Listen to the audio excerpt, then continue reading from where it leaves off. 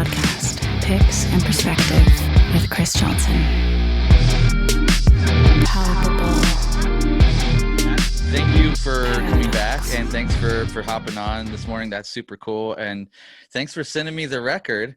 I can't say the name or anything yet. You haven't released anything, really, have you? We can talk about it. That's totally fine. Yeah. Yeah. Well, I've got it here on my.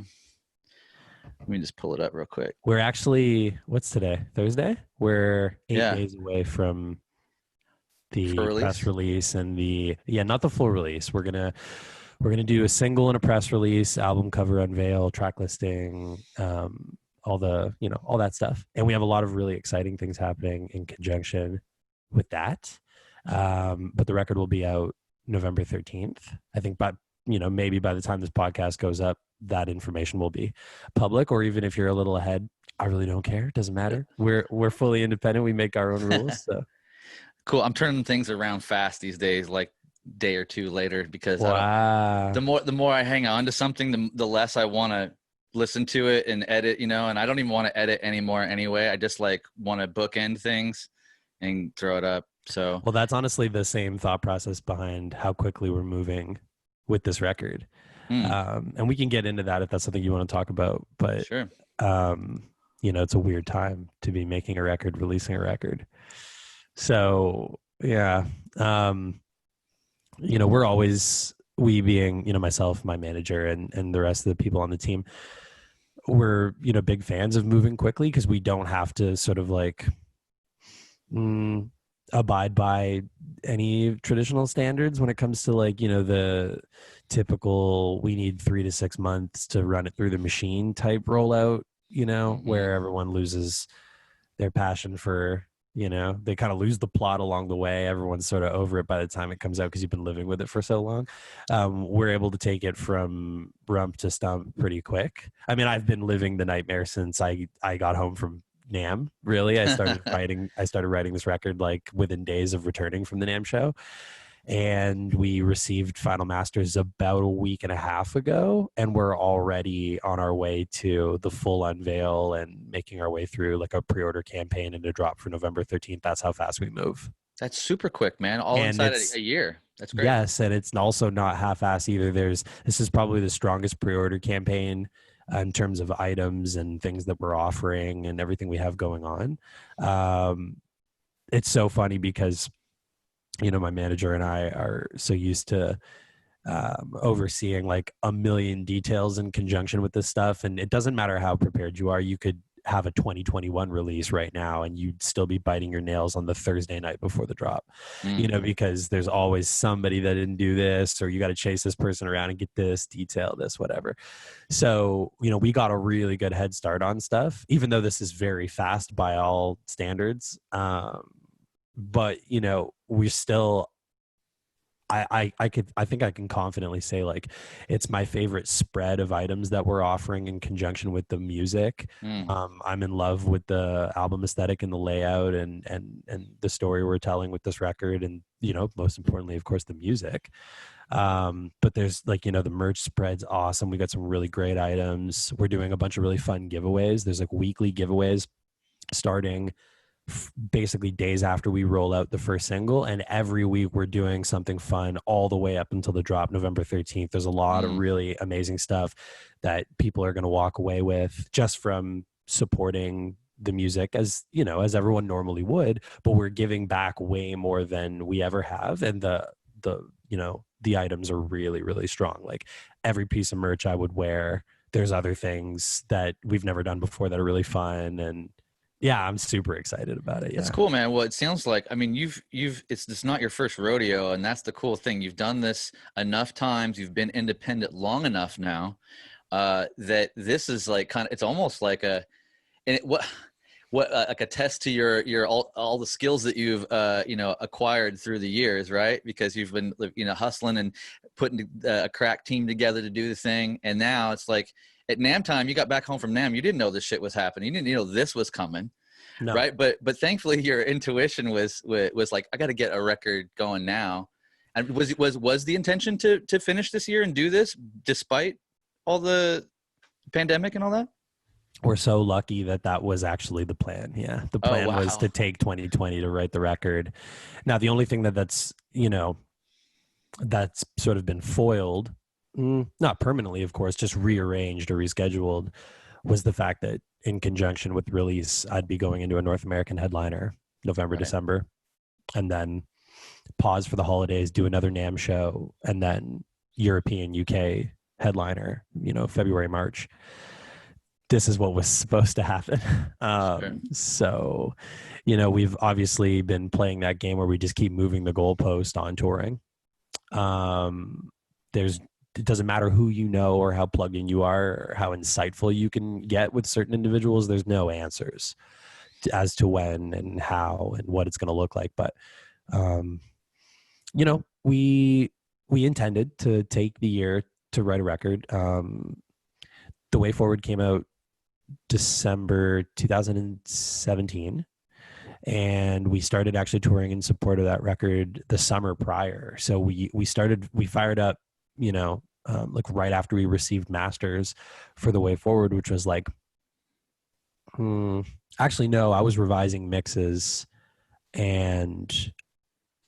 I was revising mixes while we were on tour. We were doing a cross Canada co-headliner with Northlane, and we had already started to play some of the songs ahead of the release. And I remember being in the bus in Regina, and Simon sent me mixes, and like that's when the revision process started. So technically, like that tour and everything we did from there forward was in conjunction with the last record. It's a very long touring cycle, plenty laps around North America, couple times in Europe, also South Africa, Southeast Asia, Japan, Australia, New Zealand. It was wild. Wow. So we decided and the crazy thing actually was that the record continued to grow legs further and further and further from its release, which is really strange considering, what the average cycle looks like for an artist. We were getting bigger and bigger offers, and we had to make a hard decision and say, okay, our tour between the Buried and Me and Sean in November and December of last year was it. And then it's time to make a record, and maybe we need to shelve some opportunities or hold on some things because it's time. And, we just want a new release for longevity and stuff. Also, myself and the boys we haven't stopped. So it's we need to come home and recharge and all that. So, Sure. Basically, this is the plan all along. Of course, the landscape changed surrounding that. I'm so thankful we weren't on tour when the shit hit the fan because, we have a lot of friends we also have crew members that are embedded in our team that are, that we're out with Silverstein and 4 Years Strong and bands that were in the midst of some really big career highlight tours for them when they had to turn the bus around and go home. That's a nightmare. I'll tell you right now, there's no line in your budget or your spreadsheet that says the whole thing's fucked, go home. That's not a column or a cell on your Excel sheet. It's not a thing. Right. So, we just kind of stuck to the plan, but we had, weekly conversations, we being myself and Rich, my manager, about what are we doing with this music when it's ready? Do we drop this year? Do we hold out and try to get shoulder to shoulder with touring? Because we're pretty we take a hybrid approach. We're very progressive in our approach since we're sort of unorthodox, independent, entity. But, at what point do we have to sort of look at the change in the climate and say, is dropping a record in conjunction with tour something that's actually that important, especially considering your first tour of your cycle is typically North America, but this music appeals to so many people on an international level that tour has no impact on them. They deserve the music just as much as North Americans do. And it shouldn't really, touring shouldn't have any bearing on when it's going to release. Granted, touring is that grassroots best promo there is. Right. I truly believe that, but things are different right now. So we're getting ready for a 3-month PR haul that like actually this podcast is probably like the inaugural sort of kickoff to me sitting down and doing this for ages. You know, it's like Wednesday through Friday of every week, we're blocking off 3 to 4 hours a day to do nothing but PR. And we're taking it really seriously because how else are we going to cover ground?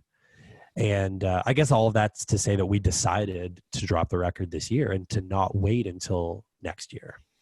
Yeah, it's so uncertain. It's kind of weird to wait at this point. And I know that some people are doing that. Some people aren't ready to release yet anyway. So, but it's a strange landscape, as you say, you know, like there could be some tours next year. Could be, right? Oof.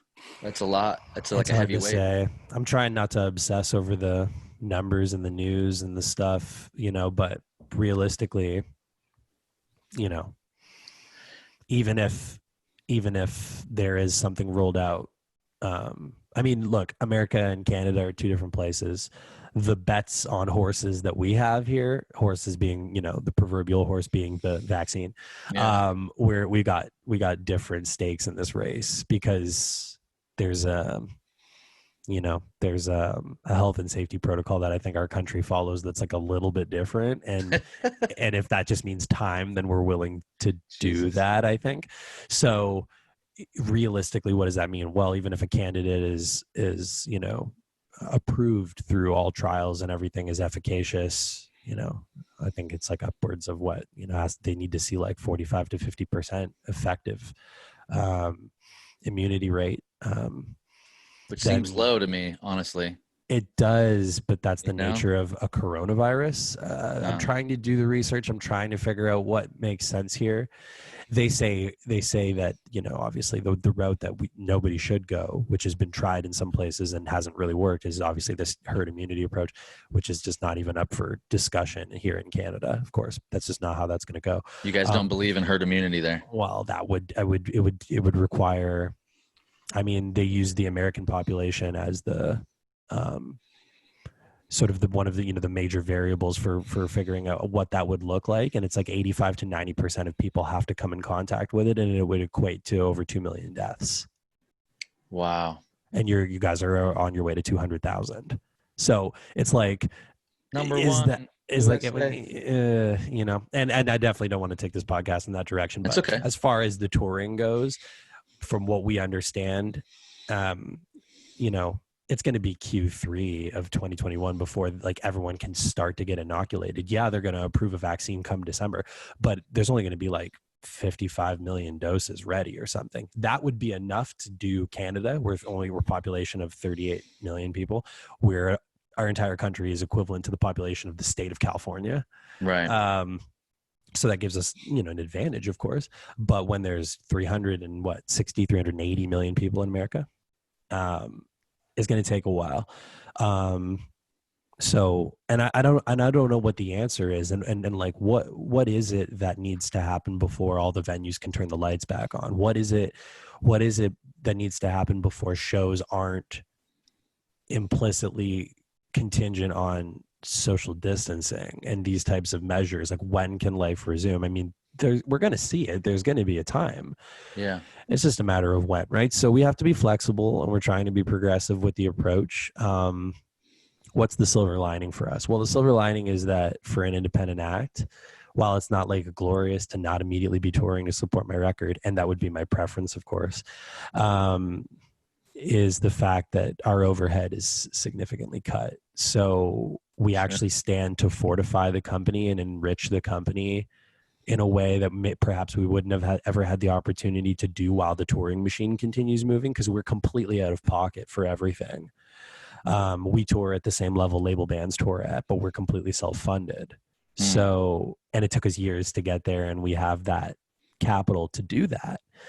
But if we get to pause, put out a record, and then fortify, then when the lights come on, perhaps we're stronger, or perhaps we make it just to where we need to be now that all the expenses have gone up and the landscape for touring is now more expensive. You see, perhaps we need it just to be where we were at before. It's right. Crazy. It seems like some of the overhead stuff that would normally cost you to get on the road and get going to start making that money will probably end up being redirected towards your campaign and, you know, some advertising and stuff, and probably won't exceed that type of payout, like getting a bus and having the crew in the same way for lengthy times is excessive amount of money, you know, as you know. So it sounds like you stand to actually maybe possibly benefit, come out a little ahead if the landscape stays kind of similar to what it has been. I don't know. We're going to have to see how it shakes out. I mean, I saw, you know, there's articles going around on like Rolling Stone and, you know, all these different places. They're talking about, you know, it's conversations between somebody at Live Nation and this venue owner or somebody here, this person. And they're discussing like, you know, how the deal memos are going to change and what onus is now going to fall into the artist. You know, it was never good for us in the first place. So we only stand to perhaps get a worse deal. And I'm a little afraid to see who didn't survive this. Not just the venues, because of course we're seeing that in the news and seeing who's closing, and you're hearing at a local level if you know your favorite spot's still open or if they're able to figure out how to keep doing it.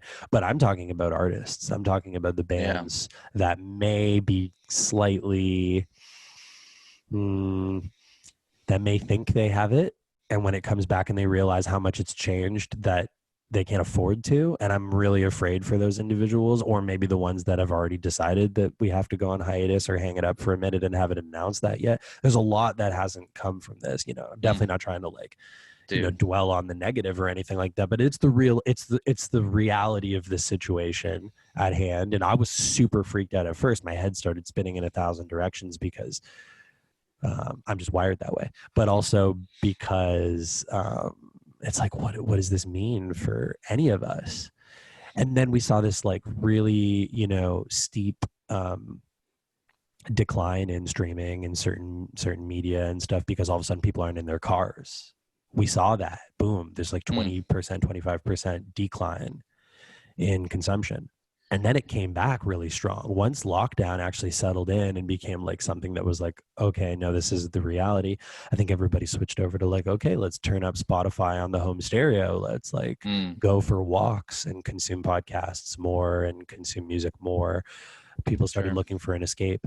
I didn't even push any of our links and say, hey, it's, you know, tough times. Maybe you should buy a book or something. I didn't even do it. And we had, I think Sheet Happens said we had like a 75 to 80% spike in that quarter, that first quarter for our book sales. Real nice, because it was just like great opportunity for everybody to do the thing they never really had the time to do prior. So it really kind of like worked out in some ways to where we had a really great year in a lull. This is a down year. Well, you know, usually when we make a record, things go kind of quiet. We just kind of get by, and then we fire the machine up again and it goes crazy. But we had a great year. It's actually not so bad. Well, that's actually a handful of people are reporting that they're having great years, depending on how they've set themselves up financially, what their business model is. I want to go back that the same, your concern for the other artists and whatnot that may not be pivoting as quickly as maybe as they should, and they're kind of holding their breath, waiting for things to normalize. The same type of thing I'm seeing in the yoga community, right? Like there's a bunch of like the yoga studios and yoga brands. A lot of the studios mostly, there's a bunch of them that are like, oh no, we're not going online. We're just holding our breath and like doing this thing and waiting to reopen, and kind of just not really monetizing their online presence at all. And it's weird. It's weird. And then there's, you know, some people that have pivoted hard and taking it up, not to like, well, you know, we don't know how long it's going to last. And even if it doesn't last another 6 months, if our online presence is monetized in this time period, when we come back to physical classes again, then what's the harm here? Like we have another income resource, and it doesn't mean that there won't be further waves. And as a lot of people have said, that there's going to be other opportunities, sadly, for scenarios like this to happen. You know, and it's like this is just the first like dress rehearsal for such a crazy widespread thing. So, you know, but on the flip side, I mean, like, just for example, I mean, Kiesel, we're having a banner year. Like we couldn't possibly be having a better year. It's not possible. It's so good. Like, and it's like, I don't know if it's really because of the business model, because like everybody else's guitars are available too, but there's something that happened, you know, and all of a sudden, like Jeff's like calling me and saying like, dude, it's just so good. It's like, we had a scare and we're like, oh wait. Cause like, just like you said, there was a dip in the beginning. We're like, whoa, where did all the streamers, where did all the sales go? We had a couple of days of like only selling 3 or 5 guitars or something, which we averaged like 20 a day or something. And what a trip, man. Like Big numbers. we had that little lull and then bam, it's not shut off for ever since. It's not shut off. And it's just been constant. It's wild. It makes your head spin, right? Because like there's so many things that you can sort of like discern from that. It's like everybody panicked, so everyone went survival mode and was like, okay, don't spend, don't know what to do. Then all of a sudden everyone's government's kind of like figured it out, you know. Yeah, the stimulus kicked in, and like we call it CERB here in Canada. And CERB, as they call it. CERB was crazy here for people that were eligible. Of course, it didn't apply. There was like some small business loans and some sort of subsidiaries that were offered and stuff. We didn't take anything. We didn't need it. We kept taking, I'm all good. I never needed to do it, but it was really interesting to watch friends figure out if they're eligible and figure out like, okay, you know, and I think it was, what was it? $2,100 a month or something. No, it's CAD though. So compared to US, it's not, you know, but it's still, I know that it was, yeah, it was like not just upwards. A one-time thing. No, it was every single month until last month. I think they cut it off from March, dude. God bless Canada. Yeah, smaller population. Also, the dollar's not worth as much. But God bless Canada. Okay. But so that little thing that you said right there, smaller country, smaller population. I'm confused about this, and maybe it's just my ignorance. So like, if you've got insight in it, I would love to hear it. But that's the one thing that comes up a lot about America, right? Like, as they say, especially when say a lefty like me, a left-leaning guy that's like more like kind of like democratic socialist. I'm a Bernie fan, blah blah blah. And I would be too. I mean, I am, but if I was an American, that'd be me. Yeah. Right. So I go, look, it's working. These things are working in Canada, not perfect, but they're better than here. They're working over here in Norway. They're working in Australia. They're working in Denmark. They're working on these. And people go, hold on, man. Those are much smaller, you know, less complicated. Blah. Wait a second, but don't you just scale up? Why? Isn't there just relativity? Yeah, like. Yeah, but I think the breakdown is between. I think the hang up is between the states and the federal government. I think that you're seeing that, and it's very clear that this administration doesn't want to play ball with any blue states. It's true. Right, because they're all failures, Democrat-run cities, anarchists. Ooh. You know, no, I know this is just insane, right? But that's like. You know, and we have a liberal government here, but you know they're both the same. They're both the same. They just say different stuff, you know. And like, you know, the one might be slightly less evil than the other, but like at the end of the day, you know, it's like that's why I think it's so unfair to see what you know how Bernie just gets edged out, you know. And it's like where is the ability to have this progressive, you know, sort of like. Granted left of center, but more centrist approach that has sensibility, the correct ideals and sensibilities from both sides. Brett Weinstein, if you know who that is, talks about this. I forget what their movement was called, but Twitter shut it down. And it was basically like a movement to essentially instill this concept in the minds of young Americans, where it's like, you don't have to be extremely bipartisan left or right. Can we not just find what works and then bring that to fruition? Oh, Twitter didn't like that. Really? Twitter banned that? Twitter banned that. Yeah. So it's scary, right? Because you're like, oh, well, Twitter's fact checking the president. They must be on our side. No, there's motive and agenda on everything. You know, you watch CNN, you go, oh, these are the good guys. Probably a little more, but it's still, they have an agenda. Yeah, right? It's actually, if anything, the left is more covert. That's the thing. They're more covert, and they don't always even know that they're the dummies. Like, well, this is the problem. Is I feel like the left has lost the plot, whereas there's no shining star in the center of what the objective is. It's like a million objectives and no like a clear cut plot. Whereas, you know, the right may stand for all the wrong things, but they have this thing that they're after. Right. And that makes it a lot easier for the average individual to sort of succumb to or subscribe to those sort of ideals, right? That's a good point, man. I mean, if you don't have a clear goal in mind, then like you're just going to end up somewhere. You can be not noble. necessarily I where you mean, well, wanna let's use that Chaz situation in Seattle as an example. Like, while that sounds like this incredible show of, I mean, there's so many adjectives to describe what that was, but it was a disaster, and it didn't work because there's no plan. You can't Right. just seize federal property, set up, and then just be like, okay, cool. There's no money and no Medicare, no nothing in here. We're just going to go broke and starve and bleed out. Like, that's not the vibe. That's not noble. So, that's the problem, I think, is, and funny enough, like, we have so many American crew, and, we constantly are juxtaposing like the difference between the American government and what's going on with the Canadian government. Our big scandal this entire time, I don't know, like, because Canadian politics probably don't show on the news or anything. In America, nobody's paying attention.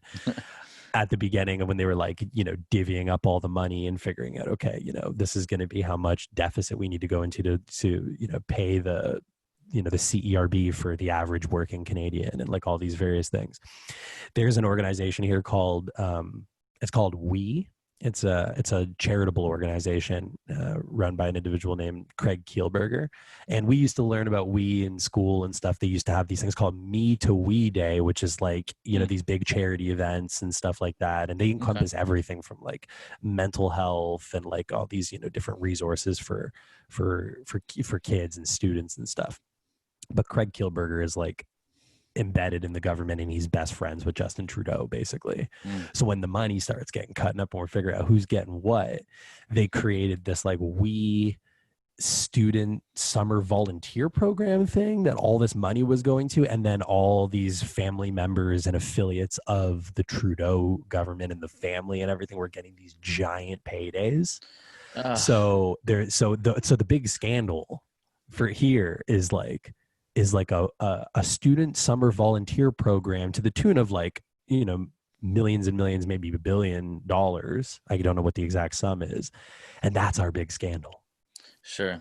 But but COVID's pretty much been on lock. The numbers are going up here. They warned second wave, it's like it got cold as soon as September hit. So we're seeing it go back up. It's getting a little freaky again, but everybody wears a mask here. You can't get on a bus. You can't go into a store. It's not federally mandated, but it's mandated by municipality. And there isn't a single municipality where you can do anything without a mask. You have to wear a mask. Well, I get that. It's like Canada, even though there's some backwoods aspects to Canada for sure. Don't get me wrong. I do understand that. The top of the country, like the north. Yeah. But Canada in general, the people that I've met there, the people I've worked with there, and just being there a few times, they seem like fairly like logical people. And so you say, oh, like we should just wear a mask, and everybody goes, okay, wearing a mask. All right. You see the odd person, and there are individuals that go against the grain. Sure. I certainly feel for the people that have to wear them for 8-9 hours a day. It's horrible.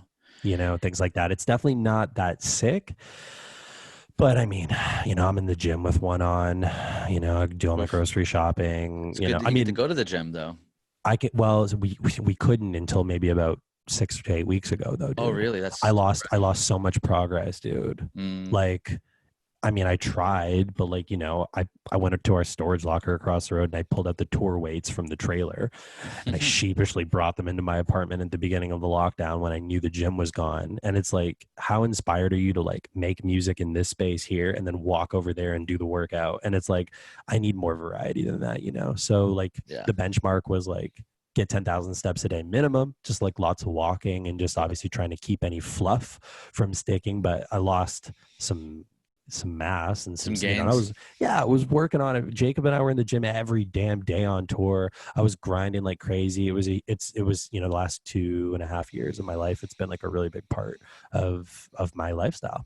And now granted, the silver lining is it made me slow down, and it made me sort of deload and realize that there's like a lot of mobility issues and problems that I had stemming from years of guitar playing and things, which now I've taken like this really regimented approach at fixing mobility and building a stronger base, like from a really tactile standpoint, so that I'm periodizing and working my way back to where I was, but then being able to go beyond where I had plateaued. Guitar is pretty hard on things like your shoulders, your neck, and things like that. And I had a lot of chronic issues. Like my forward head carriage was like really bad. I had to reshape my cervical, through various means, lying on this thing called a Denner roll. You start like 3 minutes, 4 minutes, 5 minutes, and then you get to a point where you can lay on it for 15 minutes and your head just hits the floor when you go on it, but it reshapes the neck. That reverse curve that you're looking for. Yes. Yeah. Yes. I had x-rays that were laughable. Yeah, you were all flat probably, right? Like, dude, I was like a turtle. Forward. It was like, it was hilarious. And then, of course, that has a massive impact on how your back fires, and your entire shoulder complex can't function properly. And I have slight shoulder impingement in this right shoulder from constantly being cocked forward and down. So long journey, but I started to go for chiro as soon as that was available again. I have a really great practice that I go to twice a week, get adjusted, and awesome. and just continue to take guidance for that. And then I've been seeing a dude that works with the Raptors and doing more of a physio and sports med approach, electroacupuncture, cupping, and various hands-on treatments to actually just like break up some of that like muscular subluxation and like get things back to firing correctly. Like I had no serratus activity because my shoulders were so jacked up. Like my shoulder blades were crazy winged. It was all traps and shoulders. Like every time I tried to do anything, even like I couldn't even do pushing. Like a push day was horrible. It was all delt, no chest. You know what I mean? So it was like things like that. And this is from guitar posture. People are probably wondering why I'm talking about this, because if you play guitar for hours a day, you need to pay attention to this, because the minute you turn 30, it's going to get you, I promise.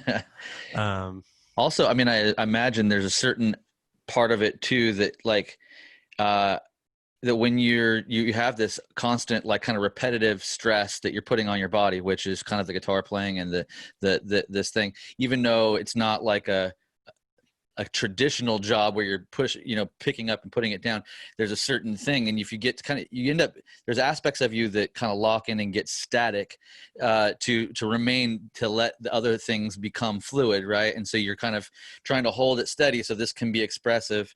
And then you're on tour and for the last few years and working out and isolating a bunch of muscles and building certain groups.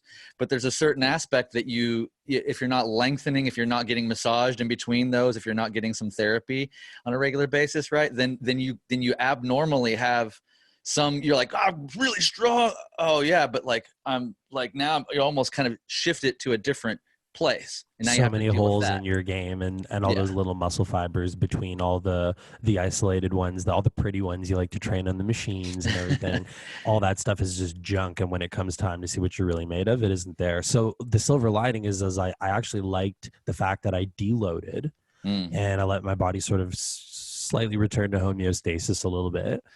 Maybe a little bit of a less impressive look, but it doesn't matter because the goal is to get it back and get it back proper. And the huge thing for me is I want to be able to do compound lifts. I want to be able to properly, like a hip hinge. Proper hip hinge has always been something that I've struggled with because I've always had chronically tight hamstrings. So, you go for like a deadlift and then your lower back and your upper back starts to round out. That's completely fixed at this point now.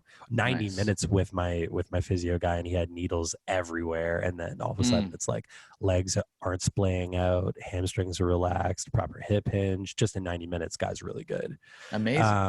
Really, really good. Yeah. So it's a combination of acupuncture and like cupping and stuff with that guy? So he does. So yeah. So he'll do acupuncture, but then he does the electroacupuncture. So while those needles are in you, he hooks you up to those machines that just vibrates everything away and just contracts the muscles. So it's the electric, it's like an electric stirring of the chi on the needle instead of him going around and doing each needle separately. And your muscle groups are firing and literally physically contracting. I posted a video on my Instagram story of my I had them in my hands.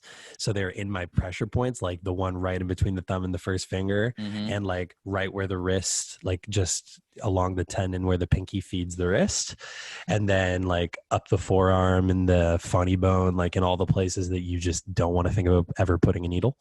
And then they're just hooked up to these pads and they're contracting. So you can see my forearms contracting, my hands are contracting and everything. And he's just vibrating and firing everything that is just junk in there. That's just like wound into knots and stuff from just chronic overuse and everything. So it starts with the treatment, but then the physio and the rehab is what cements those things. So it's how you train afterwards. Once he wakes it all up, it's how you train. Okay. So like the gym looks very different for me these days. Really? And I'll be headed there. What's it look like now? Well, I mean, it's like mobility is king. So get in there and use bands to open everything up and do a lot of core stability, a lot of body weight, just being very accountable for making sure everything's firing and not using machines to do it. And then a training session is like, you know, after I open my back up and do all the things that I need to do, it'll be like chest press on a stability ball. So your weight comes down even crazier. You're glute bridged onto a stability ball. It's supporting behind your traps, your neck, and your head. And then try doing chest press with dumbbells when you're having to stabilize everything in your body. Yeah. It completely humbles you immediately because you realize none of your stabilizers were ever really working right. If you just lie on a bench or if you use a machine, you know what I mean? It's like isolation, okay, cool. Man. Yeah, you get a pump, but like, is it really functional? Because in what real world application are we actually moving weight like that? And then I'll do like an inverted row under the Smith machine, but you start, so like you're underneath the Smith and then like you're rowing up, right? And a lot of guys will do it with their heels dug into the ground. Oh. But this way you start by glute bridging and tilting your head back, and then you're holding it's like a reverse plank with a glute bridge, and then you inverted row. And then if you think that that's hard, dig your heels into a mobility ball and then do an inverted row. Oh, dude. Dude, it's absolutely insane. It's completely that's just firing up everything. Yeah. Every bit of your body is just working. And this is where the holes in my game were, right? I could, you know, at my peak, I was like, Jacob and I were deadlifting with the trap bar, mind you, not traditional deadlift, but with the trap bar, we could get 320 up. Wow. Pounds, not kilograms. Yeah. But, you know, when we were on tour, like we were slamming some pre-workout and getting in each other's face and moving a bunch of weight. But was it functional?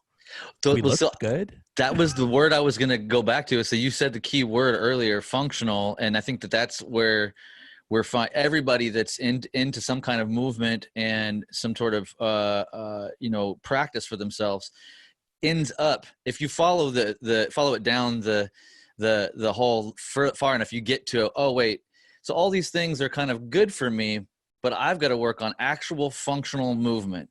Like what? And I've got to practice functional movement. So I've got to practice doing the thing that I want to do while engaging these things. So like you're as you build up the core and work towards having a tighter core to be able to you know, rebuild the holes that you kind of feel like you kind of, you know, passed over, that then as you're going out into the world, like, you know, that's what I like to teach in my yoga classes a lot, is it's a yoga flow, but I put in a lot of like kind of things that aren't just front and back and side to side, but they're very functional kind of balance based things that are firing up the core and firing up all the different bands and whatnot in the legs and the back, in the low back, so that you can actually have something that is usable, right? Because like a lot of the pump stuff it looks good, but like does it feel good, and are you able to functional? And there's so many dudes with giant arms or giant chests that are actually really weak. Oh my god, dude, there's this, I mean, I don't want to call anybody out, and I don't even know this dude's name, but there's a handful of guys, I'll say this, that come into the yoga classes that are jacked, dude. I mean, like I looked like nothing in comparison to them, but they come don't have it. They don't have it, but they're struggling the whole time. Like they're conditioning, to be even in a hot or warm room with us and doing kind of semi-static dynamic holds and stretches, like just wears them out. And the 90-pound girl next to them is killing it. The game. Killing it, dude. Yeah, exactly. I know. This is what's so humbling, and what I constantly you know, the thing that I think about often when I'm asking myself, what's a functional movement, right? And Mm. what makes sense in terms of developing and growing your body. I think about like, what if I lived in a damn cave or if I lived under a tree? Like, what would I do to strengthen and train my body? It's like you don't Mm. have any of those isolated machines. You're doing compound movements, whether it's like picking up a log or stones or, you know, like just literally just moving your body and hiking and doing various things and foraging and like hunting and like these types of things. That's what builds a Yeah. body. Squats and lunges. Yeah, it's I these mean, big compound movements, you know. So really interesting. But if anyone's wondering why this matters, I'm such an advocate for taking this stuff seriously, especially as guitar players. I jumped on Skype about a week and change ago with Wes Hauk to talk about more of the mechanics related to the instrument, actually, and some things that I've been considering refocusing on and retooling a little bit. And I listened to his podcast. I think it was with I believe it was the Riff Hard one, actually. It was with Brown and Al. yeah. And I was like super into a lot of what he was putting down. You know, just a massive fan of Wes. He's so Yeah, he's good. amazing. He's a hero for sure. And he's also the homie as well. Comes to see us every time we're in Atlanta or wherever. He's the best guy, you know. Yeah. But we jumped on, we talked about picking mechanics, we talked about leveling the shoulders, we talked about, you know, where to hang the guitar on the strap and all the things that you wouldn't think about, and sort of retraining the body into some proper movement patterns. And really interesting how all these things sort of link up. It's making me think about how I grip a dumbbell more, you know, what plane I'm actually doing push-ups in, you know, thinking about how things are actually supposed to move versus how you think they're supposed to move. They're two different things, right? So yeah, guitar players they definitely need to work on this. And something that you know, and you and I talk about this type of stuff whenever we see each other, but something that I was like really into that I'm so sad was taken away because of lockdown and all of the changes was I was doing weekly or bi-weekly cold exposure, and I was doing cold plunges. There's a place called Inward here in Toronto where if it's the exact place, it's the very place I would take you if you came to the city for a hang. Been a while since we did. I think the last time was when we went to that Deftones show. Oh yeah, that was so sick, dude. Yeah, it was That great. outdoor. What was that place? That park or something? Outdoor park in It used to be Toronto? called the Molson Amphitheater. Now it's called Budweiser Stage. Oh, okay. Whatever. Yeah. So anyway, Inward is so great, and a friend of mine's sister works there, and you know, they got the cold tub, and they, you know, put some essential oils in your palms and do like a breathe up with you and allow you to set an intention. And it's like max, there's 4 people in the room. Dude. I did it with my girl, and she was so like, you know, obviously it's nerve wracking at first, but she was so strong, and like, it was very impressive. But I was really getting into it. I was loving it. And there's also an infrared sauna as well there. So I haven't had a proper cold plunge since this all started, man. Dude, I know, right? Because cold showers and I saw Matt Halpern got the barrel. Dude, Matt Halpern is making me feel like a chump. Like he's like every other day he's in a big vat of ice, and I'm like, yeah, I kind of want to invest in one. Honestly, I can't afford that right now, man. I'm just gonna get a trough or something. And well, just the ice alone. My treat to me soon, once all the PR mountain is climbed and everything we have coming up is handled, is a standing desk. I'm gonna get a stand desk, like one of those motor controlled ones. Yes. And I'm going to put it on this wall. I'm only here temporarily in this space, but I want to get one. I'm on a pretty small setup right now that I moved in from I was in a condo downtown and I needed a really small desk, but I'm going to treat myself and flip the feng shui. I'm already itching to write another record, which is kind of crazy, but I just have the time to do it. I might as well get a head start.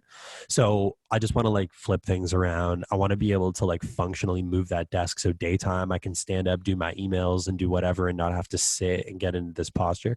I invested in a nice chair. As you can see, that was something I treated myself to at the beginning of the the writing and everything like that. But, sitting in any position for far too long is just not healthy. So being able to stand with your instrument and vibe out, or stand up and handle your like menial tasks and things like that, and then drop it down, sit in the chair, do some work, drop it even further, sit on some pillows, cross-legged, sit on a yoga ball, like just constantly keep the body moving.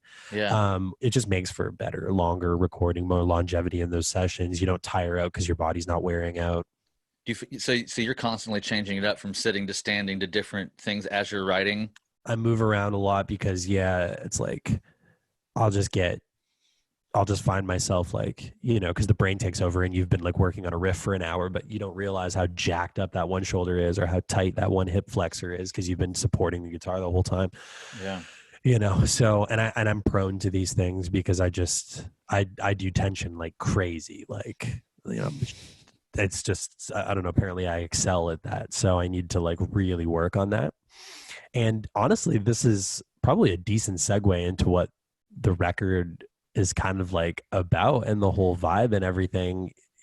Tell me about it. Circadian's the record, right? So circadian rhythm, and it sounds like I'm looking at the song titles and I'm like, okay, Aaron. Yeah. I mean, tell me what's going on in your head about this album. Yeah. So it's kind of like a very abstract continuation of the story that I was trying to tell with The Way Forward, which was very, how do I describe this? So The Way Forward was conceptualized around sort of this broad or open-ended idea that I had where I wanted to sort of showcase like some of the things that really inspired me, like when I was a child, like, and use sounds and like different imagery that surround the years that I was born. So not even like when I was necessarily like cognizant, but like right around the exact time period that I was, created. And so that would be 1989. And, for me, my childhood's like that, like early 90s, like, everything looked so cool. Oh, well, I mean, I think that's subjective, but when we look back on those things now, they feel fun and vintage. Nostalgia, and like, yeah, it's nostalgic, right? And that was like the concept was like, when I worked with Tim Grove, Simon Grove's brother, Simon of Helix Nebula and Pliny fame and all that. Simon's brother Tim is an unbelievable artist, and he and I had these lengthy conversations on Skype where he almost acted like my therapist, and he really got inside my head and tried to figure out what it is that I'm trying to say by way of this concept, right? So The Way Forward to me was like an interesting sort of notion where in order to move forward, you owe it to yourself to analyze the past, right? And it's not about ruminating or not getting over certain things, because we know you have to let go and forgive and resolve and to move forward, but you can't resolve unless you analyze and look back. Sure. So, it was a pivotal time for me, relationship change, like a bunch of like lifestyle changes, like trying to figure myself out. But I wanted to like show people where I come from, because I'm headed somewhere, but let's look at where I came from and try to resolve it. And then we'll go there together, kind of thing. So if you look at the front cover and the back cover for The Way Forward, there's like the temple with the two different worlds, and it's like transcending this threshold. So what Tim wanted to do was he wanted to use the hero's journey, awesome. Which is, a classic. It's like a staple, archetype in modern and traditional film and literature. It's literally every book or every movie you've ever, watched or read, right? Yeah. So you have a protagonist, you have turmoil, changes them for good or for worse, and then you have whatever's on the other side, right? You have the rub, and then you have the growth. Yeah, absolutely. So that's what we were sort of insinuating, and we used things like the checkers on the ground in that like fictitious world to like show, like my passion for like that 90s Sega Genesis aesthetic and Sonic the Hedgehog and things that I really liked. And then like the way everything is shaded and colored looks really vintage. There's little Easter eggs, like on the front cover, there's a caterpillar on the windowsill. On the back, he's a butterfly. There's like a what do you call those with the sands of time? What do you call that? Is there a name for that? Hourglass? An hourglass, duh. Yeah. My nootropic is running out. I need coffee. So yeah, the hourglass, you can see sand is moving in one direction. So gravity is this way. And then in the other world, gravity is inverse. There's like all these little things we left. There's like 3 dice just like falling off the window ledge and stuff. Cause it's like on brand for me and the guys, we always play dice and stuff like that. Is that just other like world? Is that other world kind of like your imagination? It's just sort of what is it? It's more so the turmoil or like the conflict, Okay. And then of course we also put the Libra symbol at the top of the temple on both sides because it's a constant sort of illusion that I make. I had a song called Libra on The Shape of Color. Myself, my mom, and my dad are all born within 1 week of the calendar year. Oh wow. We're all Libras. There's only 3 of us, so 3 Libras. That's kind of weird, right? Oh yeah, isn't that that's a perfect circle? Yeah. Okay. Yeah, that's us. So I started hinting with that. Like I finished The Shape of Color with that, and then it was like we carried that over into The Way Forward. Okay, so that's a lot of stuff about the previous. So Circadian is like an expansion on this concept of seeking that proverbial balance or that ideal. So it's like conflict has happened. How do we resolve? Right. So in like discovering biohacking and like learning about all these things to be like a better, more balanced human being, circadian rhythm is like it's like paramount, like, because you can hack your environment and supplement and eat and do all these crazy things, superfoods, meditation, it's all great. If you don't sleep right though, and at the right times, we know that's like number one. That's the foundation for everything, right? Yeah. So it's not a record about sleep, but it's like a metaphor for achieving perfect circadian, striving for that thing that we might never fully achieve, aka the perfect song or the perfect piece of art, we're always in pursuit of this thing, trying to be the best, most balanced version of ourselves, right? Sure. So that's kind of the idea with that. And then we took it further through obviously the imagery on the front cover plus the song titles, and a lot of references to things like neurotransmitters and balancing brain chemistry. Yeah, I'm noticing that. Yeah, like album starts with a song called 5-HTP, which is the precursor for serotonin. Yeah. And then whether you noticed or not, in song 7, they share a melodic motif. And there's a piece of it in 5-HTP that becomes fully expanded and becomes like the identity in the chorus of song 7, which is called DOSE, which stands for dopamine, oxytocin, serotonin, endorphins. So you have the precursor, which is just a taste, and then you have the full-blown euphoria in song 7. That's cool. So they're linked. I hadn't noticed those two yet, but I'm going to go back and listen for that. There's there's a piece of it in the bridge section of 5-HTP, and that little segment becomes a full-blown idea in song 7. It's cool. I don't want to give away any song titles that you don't want to give away or anything, but the track 2 is quite Pants of Black. Yeah. Well, I was wondering if that was if like as you're talking, I'm like, is that a part of like the sleep or the rest process, or is that kind of where you're in blackout? I mean, this is where I love this. Yeah. Because my mind never took it there, and I love interpretation. Yeah. For me, it's a metaphor for infinity. Okay. Because Vanta Black is not perceivable by the human eye. We see it, we see black, but anything you hang it over, it loses complete definition. Yeah. People would probably have to Google what Vanta Black is if they don't know what that is, but they use it on military equipment. Also, you can't touch it because it falls apart. So it's like this delicate thing that shrouds anything it covers, but it's so strange. And it's like a metaphor for infinity because that song is like 5 minutes of insane riffing, and it feels like forever. You know what I mean? So it's Yeah, like an ongoing joke between Jacob and Nathan and myself that song felt like infinity. So I called it Vanta Black. Also, there's like a similar vibe it shares with a song called Black Box from 2 records ago. They have like a similar energy and attitude. So I wanted to use the the shade black and link them. The element black. The element black, yes. Yeah. Yeah. So I thought the circadian being, you know, like your sleep cycle and like being in union or in flow with our cycles, and then the 5-HTP being like a precursor to like feeling calm and able to sleep, right? And then Vanta Black being like maybe potentially the blackout. Like this is like, so great though, because like you see you're able to actually connect the dots on things that still fall under the umbrella of the concept.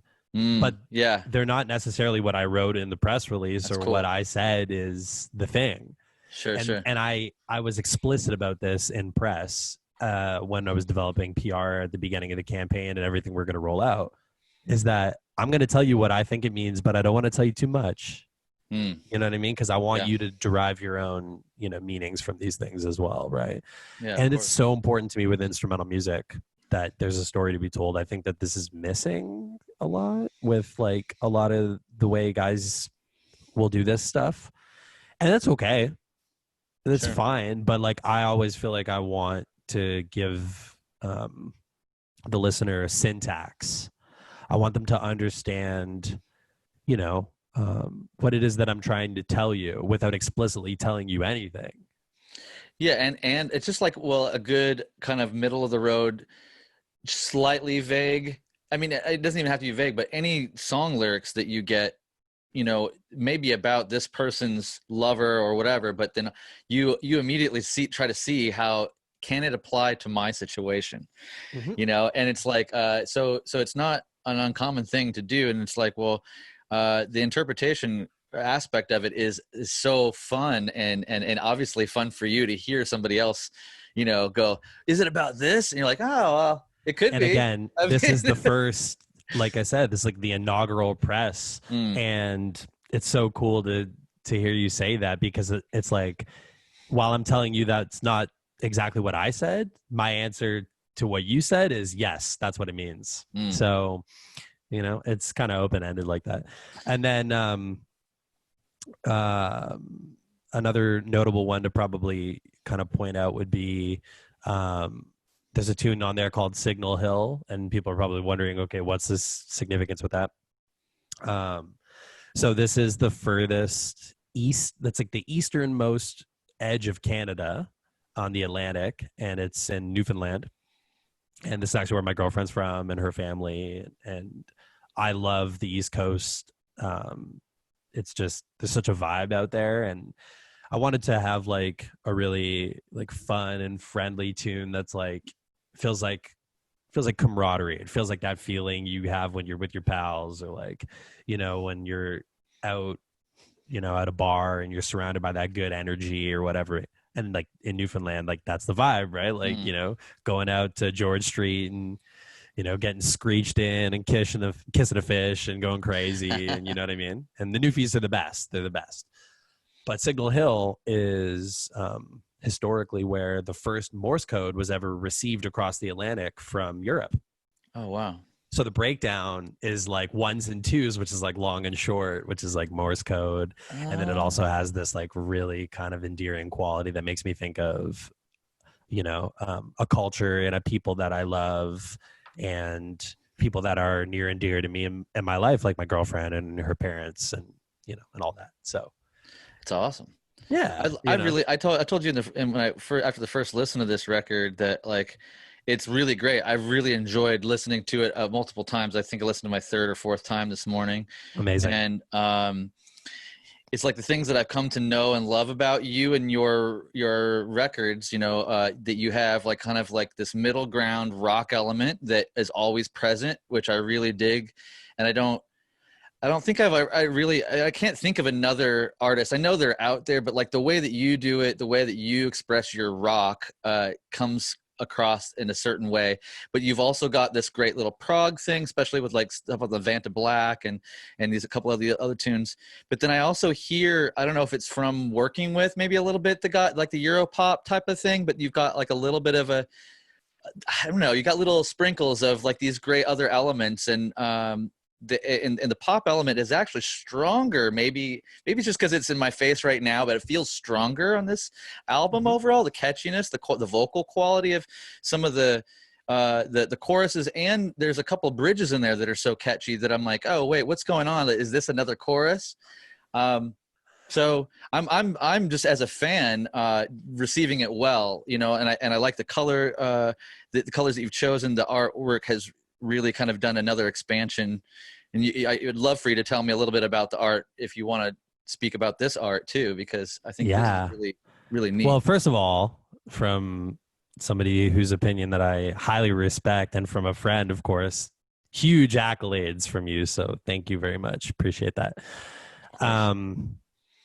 You know, that's what we're trying to do. It's what I've been trying to do over the course of the last couple of records. I think the reason it hits a little bit more like in a way that's, you know, like you said, like that, maybe that pop ear element, or they're like some of those things like really in your face, very obvious this time. The last two records were engineered with, you know, myself and someone else, and then mixed by someone else. And I think that sometimes like the hang up can be things are lost in interpretation there. They're sort of lost in translation. This time I made the record with a producer named Sam Guayana, and he's here in Toronto, and he's never done an instrumental record or a prog record. And you can hear that because it's a completely different aesthetic than, you know, the delivery of our last couple records, or maybe what you would expect. Notably, he's done the latest Silverstein record and like everything they're doing going forward. He's also done like a ton of pop punk, like Pacific, Bearings. He's done some like hardcore stuff like Obey the Brave, but it's all shit that you would never associate with Intervals. And we were looking for somebody to you know, to peg down for engineering. Who are we going to do the record with? Cam from Protest the Hero, who we've done the last two with, was unavailable. Right after he finished The Way Forward with me, he started working with Daniel Caesar, and then that's taken him to that's a big TM deal. and front of house. Whoa, really? That's a hell of a promotion. Yeah, I remember we were sitting in my old apartment and we were tracking, and he's like, I just got an email about a Daniel Caesar. You know who that is? I was like, are you getting a job offer? He's like, yeah, they need TM in front of house. I was like, boy, if you say no to that, are you serious? And then it was like PJs everywhere, stogie in his mouth, mixing giant shows, like living, you know. Nice. So he was supposed to go out with Jesse Reyes, and they were support for Billie Eilish world tour. Wow. So he couldn't do my record. So that's big, dude. It was big. Yeah. So we pivoted and we went into the studio in March. My manager paired me up. He also works with Silverstein. I'm apparently a fanboy. This is actually a Silverstein. I was going to ask you what that shirt was. I didn't even know. Yeah. They did it over in Japan. Yeah. Anyway, so we decided to cut a tune and see like what's our chemistry like. So I recorded Vanta Black with Sam in March, and we redid the leads, but the rhythms actually we just kept it because it was like we already did the work. So that was kind of cool. Nice. And the vibe was so good. And he's 15 minutes from here. I was like, okay, we're gonna do this. So as we were like locking that in,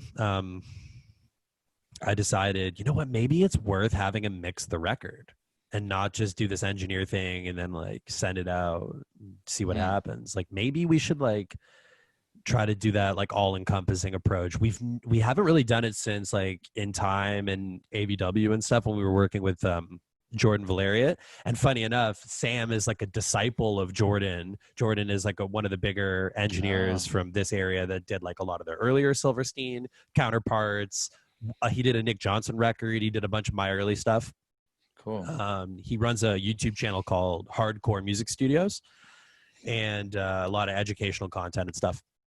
Anyway, Sam's like a disciple of that whole movement, but he's just gone, done his own thing, and he's so amazing. Like when I was on Riff Hard, Al was like kind of washing his balls and be like, "Oh, Sam's so good," So I was, really excited to work with him. We decided to let him mix as well, and that is why it sounds and feels the way it does.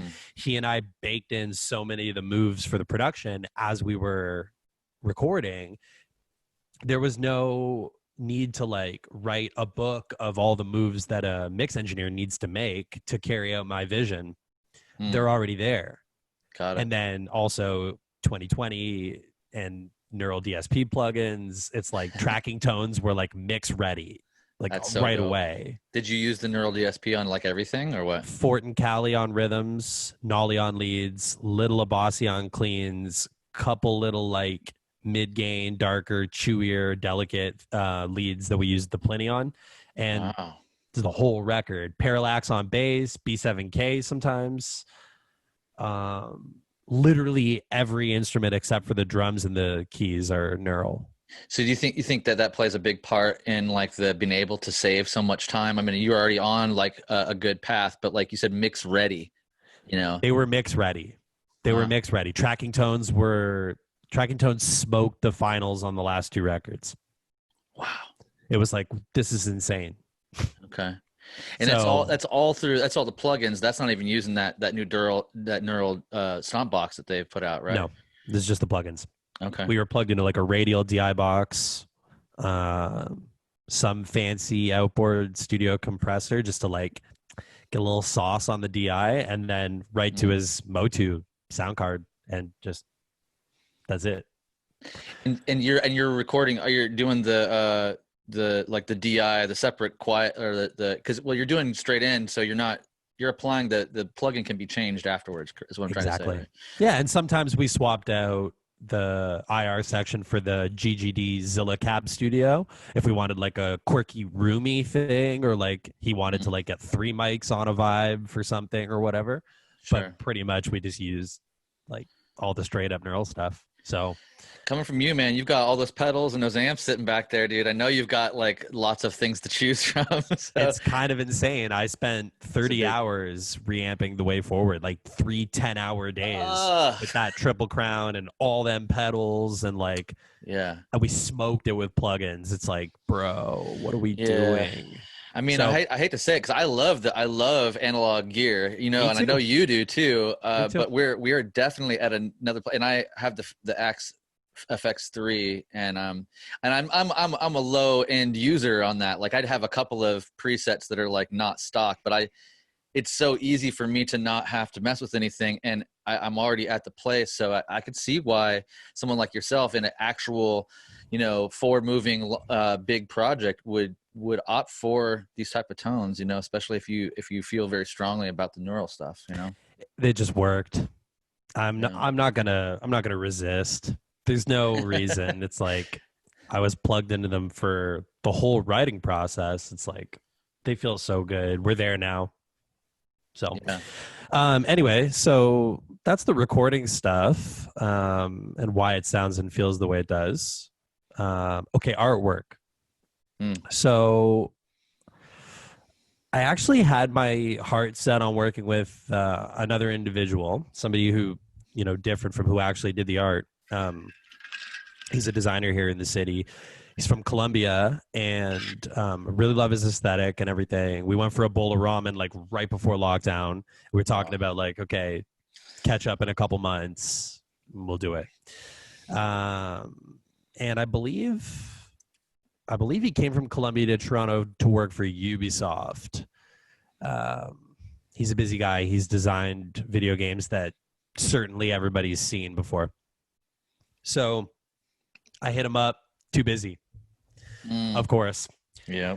So I'm like, "Ooh, I've blown so much time, and now we're like going to get into that weird area where it's like, I don't want to compromise, but we need to find someone who can like deliver the vision." So one night, like, it's like the middle of the night, I think I just like got up, I was sleeping, went to use the bathroom, and then it just pops in my head, Colin from Circus Survive. And I did his podcast at the beginning of the year, and Colin, like, I follow his Instagram, I love his artwork. We had a great conversation on his podcast about all kinds of things, biohacking and mindfulness and all kinds of things. I was like, yeah, I'm going to hit up Colin. I'm going to see what the vibe is. He hit me back right away and he said, yeah, let's talk. And I got one of my favorite guitar players from a band that I love to make my artwork, which is like even cooler. So I got to work with Colin, and he really helped deliver what was on my mind. Now you're seeing the album cover, but there's 3 other panels that complement this that are insane. Oh, cool. I'm excited to see the new one, or the other pieces, because there's a journey. This one piece is really neat. I like how there's 3 different like slices, like at the waist and at like in the midsection and through the head. So it was a risk because I've never used a human subject before. We always do abstract landscape or completely abstract. And it's Colin's forte. So he started and he hit me up and he goes, "Are we ruling out a human subject?" I was like, I'm not afraid of it. He goes, "Okay, give me some time then. As long as I know I can do what I'm comfortable with, then let's go there." So the rainbow brain is like neurotransmitters, and then the ridges are like a allusion to microdosing and mushrooms for restoring balance and, sort of neural health, brain health, nervous system health. And then, of course, that like wispy nervous system in the middle is kind of like mycelia, and how that actually kind of pertains to the human nervous system. And then the slice below the waist is sort of like a little bit more anatomic, like an abstract, like what, like a human actually might look like in this, whatever world this is in. Sure. But what you'll notice is the back cover when we get there, I'll send you some stuff. There's another figure on the back, and he's made of all of the sort of wispier, more abstract things from that midsection. His whole body is made from that, but he's washing in the gradient from the brain. So it's like full euphoria. It's like full neurotransmitter, whole body experience. And then there's like a piece that's like 9 brains that looks like a Warhol painting. And then there's also this like X-ray, like skull face thing, and the brain's cracking open and butterflies are flying out. So yeah, you're gonna like it. Well, this is very fitting. Just this one piece, I can't wait to see the other pieces, but very fitting for the theme of the album and the different sub themes and the song titles. And I think it's great, man. I love when things are cohesive and have some connectivity to them, like we kind of alluded to. Like some people, and it's not maybe it's just their vibe. Some people don't have the vision or maybe the follow through to kind of like make something come full circle. But this album feels like full circle stuff for you too, because like we're hearkening back to, it's kind of a continuation of your story in general, but as you said, you're kind of revisiting certain aspects of where you come from and who you are, what makes up like your way of seeing the world, and infusing this piece of art with all these sub pieces of art. And that's that's one of the beautiful things about making a record, man, is that you get to compile so many things, and you might do it all yourself, but then a couple times, and then oftentimes I think a lot of us artists find that like, if I work with a couple of the right people, then it becomes greater than me too, and I get to use their vision to help show mine ultimately, and the combination is greater than. And it's my favorite part. Seems like you've done it, man. Seems like you've done Well, it. thank you, man. Yeah, I feel really good about it. I feel that it's the most concise body of work yet, and through artwork, overall concept, song titles, all of the rhetoric surrounding it, and how we're able to convey these ideas. Like, I don't know. I mean, I feel a little crazy. I spent all year in this room, like, thinking about what I'm trying to say and how I can say it without saying it.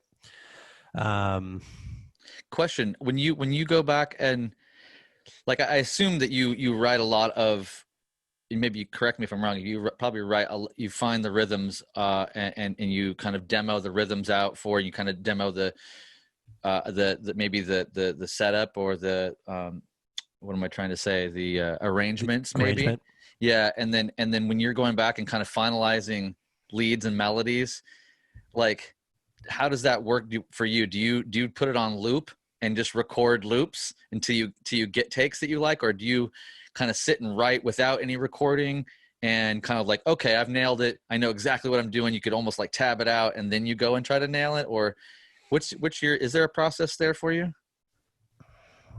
Every song's a little different, but most typical approach starts with some sort of theme. Could be riff based, could be a progression. It's rare that it's a melody, only because a melody with no implicit harmony is a rabbit hole for me, because until I have like the canvas to paint on, I can't make paint stick to anything because I have melodies for days. Sure. But I need to sort of feel the surroundings in order to like know where things fit in, or like what I'm trying to highlight about the progression. There's always going to be like that, well, I mean, this is subjective. There's technically 12 things that can happen over any given moment, but there's that one my brain wants to highlight in a given chord or place on a, particular beat in the bar or something. So we'll start with a riff. For example, like 5-HTP, like the very first song. I wrote that chord progression, like the very first thing you hear. I just played that one day. I was like, oh shit. I like it because it has like the hallmark of like a signature like intervals vibe, where like the chord contains the melody. And for me, I can like expand on that, and I can like water that seed because I know that I can harvest the melody from it. I can separate it from the chord progression. I now have like a rhythmic figure that I can play with, so I can swap the chords out, maintain the rhythm. There's so many things that I can do. It's like a universe, right? Mm-hmm. So that song writes itself, because it's like, once I make the drums feel a certain type of way, and then I sort of separate the focus from like, the self-contained chord melody, and then I let like the left and right rhythm handle like the meat, and then separate that, and then take the lead up top. Now I have liberty because there's framework in the lead, but I can deviate from that and do other things and kind of like sing a little more with that. I'm not limited to gripping the melody and the chords at the same time. Mm-hmm. So I like writing like that. That's just one way though, like other ways would be like write an insane riff, like, something that just like feels banging to play, like Vanta Black. Mm-hmm. Just write that riff. As soon as I got my Abasi 7, I played that. I was like, ooh. Woo. You got an Abasi, that's yours, Abasi 7? The black one, yeah. It's on my text right now. But yes, and guitars on the whole record were all my Mayo. I just used the Abasi 7 for leads on Vanta Black and String Theory. Cool. Also worth mentioning guests. Song 4, Lock and Key, that's myself and Joshua De La Victoria. I don't know. And dude, go Okay. check out his stuff is under Victoria on Spotify, and it's Matt Garska on drums, and Oh, the kid's sick. like not even 24, and Wow. he's so good. He's in California, actually. He's in the LA area. Okay. So yeah, Josh is amazing. Really wanted to have him on the song, and he ended up actually contributing a part to the piece, as well as like doing like a battle with me in the solo section. So that's why that song is called Lock and Key. It's like he completed the vibe. But there's other commentary that also falls in line with the album concept as well. Lock and key being like sun and moon, sleep and waking, all these things. But then let's see, String Theory, guest solo Marcos Fogli. And I'm Awesome. so happy that, yeah, I hit him up, and 48 hours later I had a solo in my inbox. I was like, Wow. bro. And he's my fave. He's my number one. Really? Oh, Yeah, he's my Marco's hero. great. Dude's my hero. I've been stealing and ripping him off for long time. Since So the beginning. oh yeah, he's my guy. So proud and like just so ecstatic to have him on the record. And then on Dose, Saxel Rose. You can get the homie playing some sax at the end of that song. Dude, yeah, I heard the sax come in. I was like, what? You said Saxel Rose? Saxel Rose, yeah. Dude, there's not a better sax name than Saxel Rose. My dude nailed it. He's a hero too. Yeah. That's crazy. That's crazy good. Yeah. What do you can you show us your main mayos that you have? Do you have your mayos there? Yes. I'm gonna have to. People are probably wondering about this the whole time. We were laughing because everybody and their grandma thinks they're Joe Rogan because of lockdown. So even I can't get a freaking mount for my mic, and I'm borrowing a freaking. Anyway, it's okay. It is what it is. But I'm gonna walk over and I'll just show them off. Yeah, please.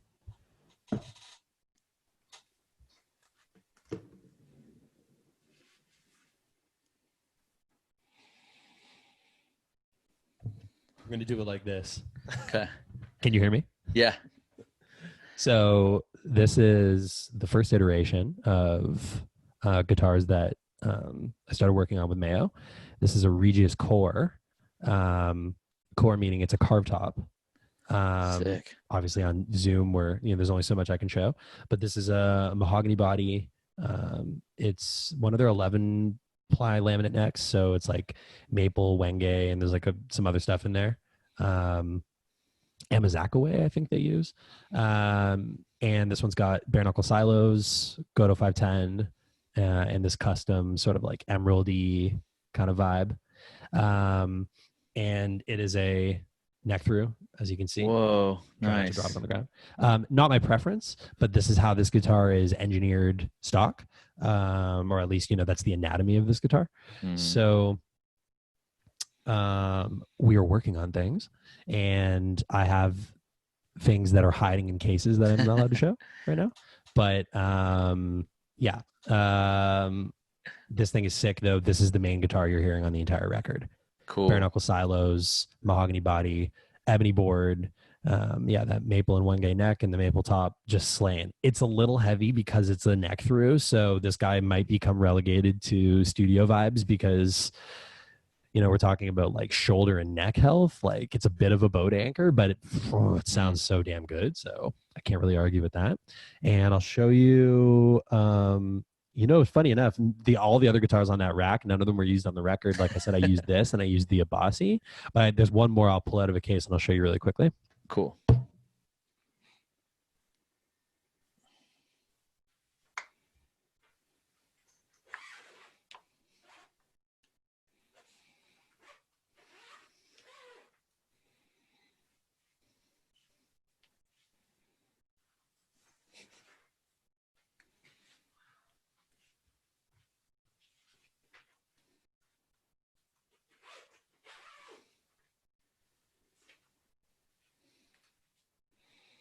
I have guitars hiding everywhere. Sorry.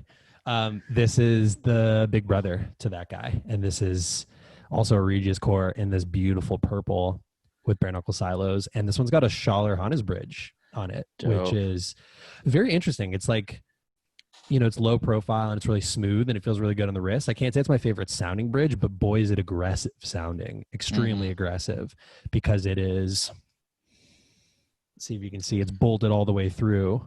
Ooh, nice. So it's got that like sandwich style construction. Anatomically, this is the same guitar as the purple guy, Swamp Ash body. That's the only difference. And it sounds unreal. And this is like all of the 7-string rhythms on the record are this guy. And then I use the Abasi for the leads. Nice. Just because fan frets, really smooth. Fishmans are like cheat codes. It's like, yeah. Let me bail on this and I'll slide back 1 second. All right.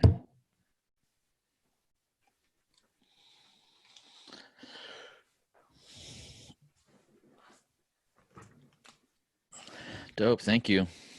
Toys and the most ghetto microphone podcast setup of all time, but hey, it makes it unique, man. There's character in this podcast because you had to hold your mic the whole time. I did it for you for like 90 minutes. And I'm going to go stretch that arm and then get in the gym. Before you go, tell me, are you still on the same flow picks, or where are you at with picks these days? Yes. My desk is literally covered in flows. 0.88. Oh yeah, baby. Yeah, 0.88. And I love the Braille guys, like the regular ones. Is that a 73 or an 88 too? 88. I think 88's the compromise because I want flex, but I also don't. Yeah, because you were on the 1.0 for a minute. Yeah, but 7 strings need a little flex. Yeah. So we actually just submitted custom order for flows for the album. Oh, sick. So it's going to have the guy from the cover. And Dope. It's we're doing white and black. We're doing black metallic on white and silver metallic on black.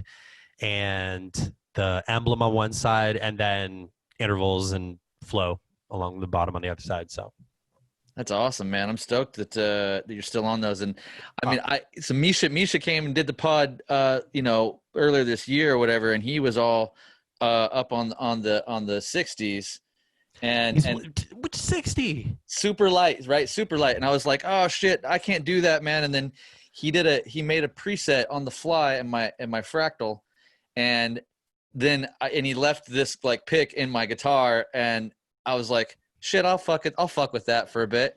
And then I got super used to it, and I'm like, oh, now I don't want to play anything super heavy, but it flubs out a bit, right? You can't get, like, when you want to do faster. I mean, for me, it's for the leads. Yeah. So I'm up on the 73. My compromise is going up to 73.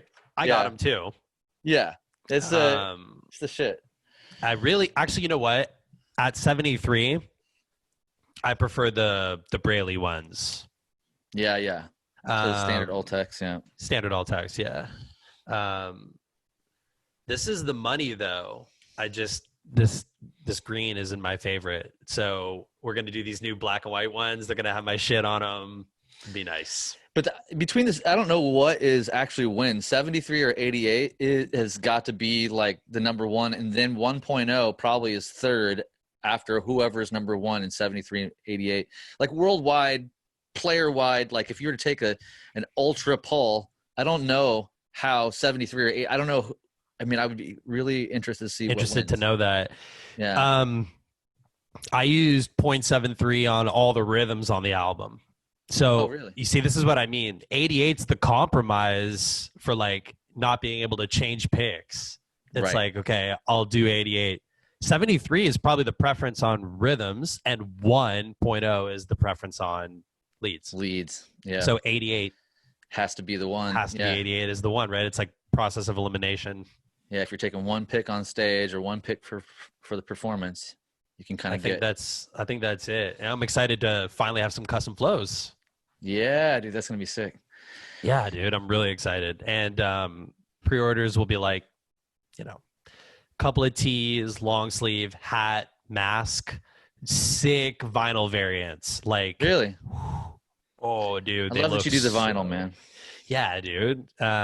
Picks and dice We did dice this time, and they're Like actual dice, sick. not fuzzy dice, but like no, like regular 5 real dice that you can lose money with your friends. But yeah, dice. Yes. they're so sick. I'll show you. I'll message you a bunch of this stuff, and I'll get Sheet Happens to send you some stuff. Please. Yeah, that'd be great. Yeah, dude. Yeah, I love Sheet Happens, man. I like this guy's. They're doing our entire distro for all physical things this time, which is great because, I mean, one, they're the homies. Like, Protest the Hero guys are literally our brothers, and yeah, my manager handles them as well. Like, it's all family here. The office is 2 minutes from where I made the record. It's like in this one area in Toronto where like all the cool stuff is, and I get to just deal with my friends, and I don't have to like chase down 4 different merch companies and all these different territories. It's like Sheet Happens, one-stop shop, worldwide shipping. They're doing everything. Are you the first? And the books. Are you the first one that they're doing everything for? Or are they doing this for other people? Is that something they're offering, or? Second, they always guinea pig with Protest. Sure. And sure. Right. And I'm second. Yep. No. Cool. So I can get your CD, all this stuff, the hats, all the merch through Sheet Happens. There will be a bundle that gets you tabs as each single releases throughout the campaign.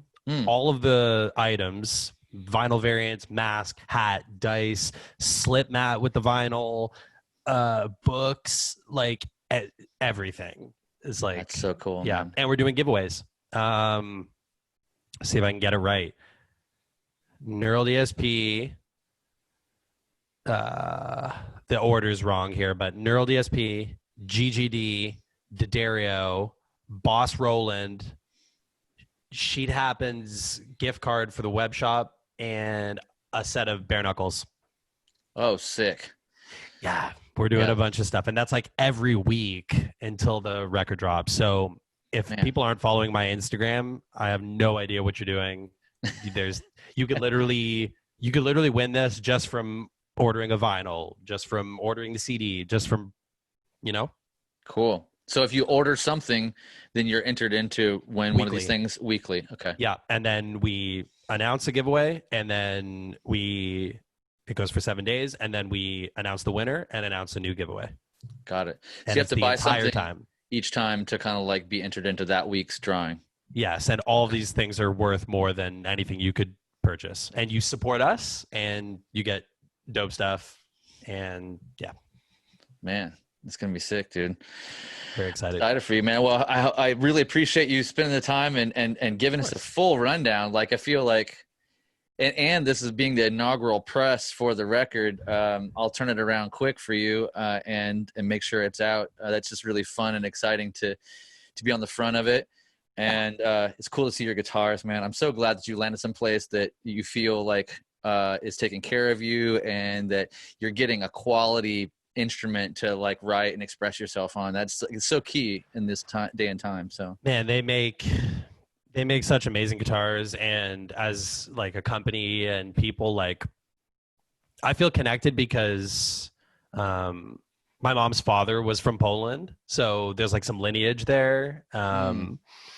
And they brought me over to Gdansk. We were in Europe last summer. We did Download Festival and some shows in Europe, and they flew me over. We spent some time.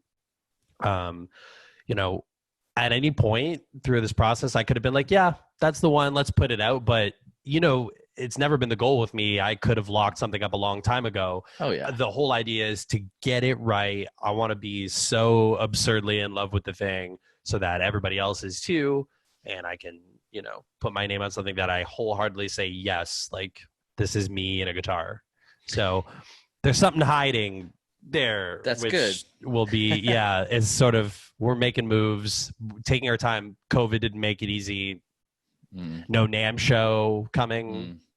So, we'll see, but we're working. You're uniquely poised to collaborate on a really good guitar, because for a long time you have been playing some of the best guitars on the planet, between PRS and Shure and all these different great guitars for the years, and the Aristides. Like, I know my first endorsement was Music Man as well. And it's like, there's, and no bad blood with any of these companies. Like, I think a lot of people get confused sometimes. Like everyone's got opinions about like, you know, why an artist might change or things. It's like, it has nothing to do with just like changing your mind or like using somebody for product and then moving. You know, you and I have talked about this before. I mean, and what a better person to talk about this with. You're literally my favorite rep out of anybody. And, you know, I'm not doing the Kiesel thing, but it doesn't mean that we don't still have a great relationship. And like, you're the benchmark for whenever I work with other people. I'm like, well, it has to be like this or else it's not going to be any good.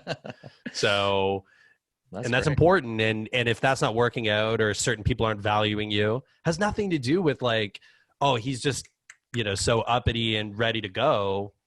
It has nothing to do with that. It's like the opportunity presents itself. Everyone's, you know, puts their cards on the table. And if it's not going to work out, then like there's only so many years we have on this damn planet. You got to like go around and try stuff. Do you get mad at people when it's like, oh, I want Thai tonight, but like let's get sushi tomorrow, and then I'm just like we'll get pizza on Friday? You get mad at people for having preferences in food? It's like you have to have variety in your life. You have to learn what you like. Well, that's what I'm getting at, man. I think it's actually a really, I mean, that's what I'm pointing out, that you've had so much experience with great brands and building great relationships, and that. And sometimes just like females and love relationships and stuff, you know, like you think you got it for a while, and you kind of do, you got it. You're like, this works. Okay. It's run its course. Interesting. Okay. Well, you know, or your goals shift and things, you know, modulate, and they change, you change, the planet changes. Exactly. Right. Exactly. So we have to be just ready to adapt. And no, I feel good with where things are at. And, I'll be completely honest. If there wasn't an opportunity to do that with the end goal of like developing an instrument, or, you know, feeling like you need to have like that, you know, you need to claim this one thing, I might arguably be a little happier and actually just play whatever the hell I want, because I feel like I want to pull the Strat out. I want to do this. I want to play that thing. If I want to play, you know, whatever, right? Like I probably would feel the most free, because my mind and my opinion and like my mood is constantly changing. So like that would be like the ultimate thing. Cause I'll be honest, I don't feel like I need to stake claim to one thing or another. Like my loyalty is to the guitar. Until somebody like really explicitly makes it like, this is why your loyalty is only here, then I don't understand what's in it for me to have to sell my soul. Right. And I think a lot of people, you know, in this scene, it also goes for just musicians in general. Like, oh, I need the record deal. I need this thing. These are tropes. You don't. And why does a guitar player need to claim this one thing for their identity? Isn't the music and your passion for the instrument the identity? I don't know. I feel like people lost the plot on that a long time ago. 100%. The energy, the mental energy goes sideways into thinking that this physical relationship or this association with this brand, person, or scenario is going to uplift my career in a way. And sometimes it does. Okay. Sometimes it does. Occasionally a brand is much bigger than an artist. They reach down and say, hey, you know, we'll associate names and we'll throw you in the mix and see what happens. And that helps elevate them. And that's where that loyalty is absolutely paramount. Right? I 100% agree. I just don't ever feel like that was ever the case. Like when I approached Music Man, first ever endorsement, my previous manager used to play in a band that had a long-standing relationship with them. He was the drummer in that band, but the bass player and the guitar players always used Music Man products. So I needed guitars. We were starting to like look at touring, and I needed some stuff. And I was actually truly in need of some things and some professional instruments and stuff. I got Derek Brooks's phone number and I called and left him a voicemail. I didn't send an email. I didn't get the referral or this or what. I literally like sheepishly left this guy a voicemail. He called me up and he said, I have 2 guitars sitting in cases on my floor in my office. You can have them. Nice. You know what I mean? And then Interval started to build, but Music Man was never like, we put you here. because you know how that brand does things. I was never on the website. I was never talked about by them. It's just a relationship. Yeah. Right. And I started to grow. And then when I was like, hey, is there a future at some point? Like, I have big plans, you know? We haven't really done a guitar for anybody in like years. We're going into the 10th, 11th guitar for this guy. And we're doing, it's probably not a thing for you. Yeah. You know what? Love you guys. Appreciate it. I got to try something else. And that's fine. Mm-hmm. Well, and a lot of your mental effort and energy has gone back into refining your process and what it is you have to offer over and over and over and over again. And that's why I think that other players should take note of, is say, okay, look, you can get, and some of your energy might be well served if it makes sense, if it feels right, and if it's not like detracting from you putting out the thing that you really have vision for. If it's not, don't get sidetracked with, do I have the best gear in the world? Like just play and write and hustle. And when you need something, oftentimes it shows up when you need it, or, if you really do need it and you speak about it, the world goes, oh, well, I've got an extra one, and you'll find it. But it's one of those scenarios. Yeah. And you're at a different place now. You've been in a different place for a long time. And it's just cool to see you to land somewhere. And I can't wait to see what the surprise is, what's in the bag. I appreciate that. Yeah. Well, it's going to still take some time. Cause I don't like to rush any of these things. I'm just happy to be working with somebody that's, wanting to see that through and help that be as perfect as I believe it can be. That's sick. And that's where I'm at. But like, it's not really that on my radar. Like, what's on my radar is like making sick music, delivering a product that fortifies the next, 3, 4, 5 years of the business, that supports me, supports all the guys that play with me on stage, supports our crew, just making music, and then trying to be, the best version of myself, age gracefully, like do some like adulty like life goals, like not be in this place and be somewhere that's mine and bigger and more fully realized and all those things. Those are my priorities. Awesome. That's all I really care about right now, is just being happy. And I feel really good about the record. It's such an exciting time. That's all I care about. So yeah, congratulations on finishing it. Congratulations on beginning the process of bringing it to the people here in the next few weeks. That's super cool. Hell yes, dude. Very excited. Thanks for spending your time with me, dude. Appreciate it. Always, man. Yeah, dude, I appreciate it. And we'll catch up super soon. Yeah, sounds great, man. Just reach out anytime. All right, pal. Love you, Aaron. Have a great day. Love you too, buddy. I'll talk to you soon. All right. Bye.